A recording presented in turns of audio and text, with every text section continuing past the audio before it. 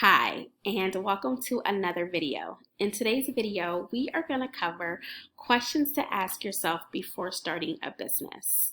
This is going to be a 7 to 10 minute video. If you have any questions, please write them down and contact your Toledo SBDC. Their contact information will be listed below. So let's get started. Starting a business can be overwhelming. My goal today is to just kind of give you guys some questions that you may want to be asking yourself before you actually get started to kind of get things going and thinking about how you want your business to be. So the first question that you may want to ask yourself is, what should you name your business? Thinking of a name can be overwhelming as well.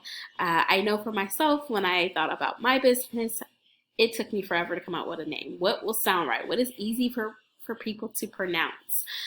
So that is one thing that you definitely want to do. I also recommend that you check to make sure that no other business has your name. You do not want to pick a name and not check that, and then you find out somebody else has that name and you legally cannot use it, and especially before you start spending money on a website or advertisement, things like that. So definitely figure out what your name is, number one, but check to make sure nobody else has that name. So kind of once you get that figured out, then you may want to decide, how many employees do you want to have? Maybe you want 1 employee, maybe you want none, maybe you want 5.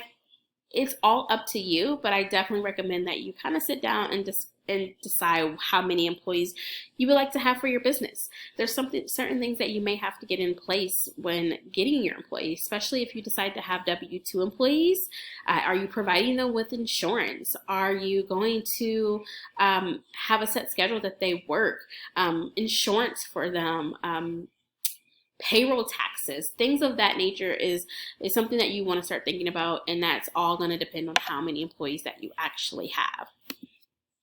So along with just the business status for your business, some of the goals that you want to have for your business. So can you describe your business in one sentence?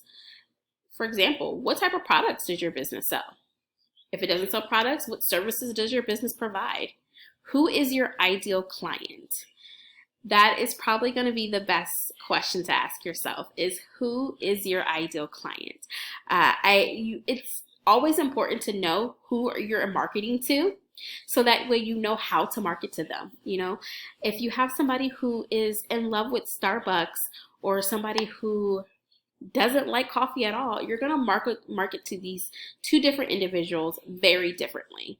So figuring out who your ideal client is a great way to start before actually starting your business. What area do they stay in? Does it make sense for them to even have this coffee?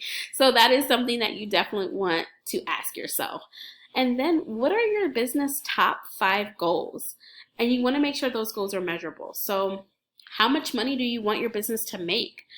Do you have a specific date of when you want your business to be open?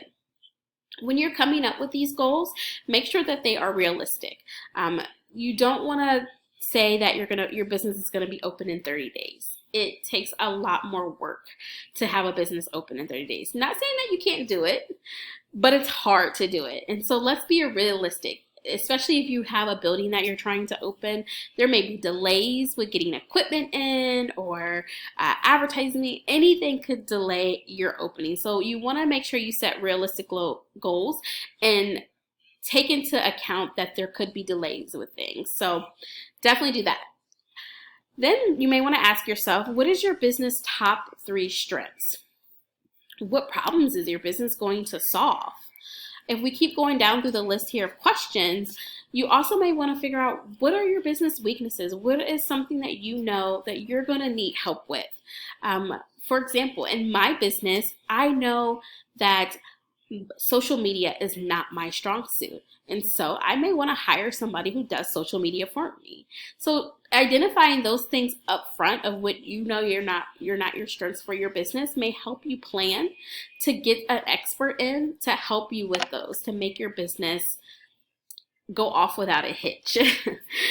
Then what are your top 3 opportunities for your business? So outside of just you doing your own marketing, who are your potential clients or anybody that you can start a contract with? People that you know for sure are going to do business with you. Who are they? It always helps to identify that. And then, do you have any competitors out there? Not that that's a bad thing. People think that an oversaturated market in their field makes them people not want to buy for them, and that's not the case. Everybody is different and everybody likes different things, so there's always a customer out there for you and for your business. But it's always great to identify what the new competitor is doing, to see if you guys have any similarities. How can you make yourself stand out from them? All of this, you want to stay really realistic with it. These are just goals and some questions to help you out with planning your business. So we're going to keep going and looking at personal goals for yourself.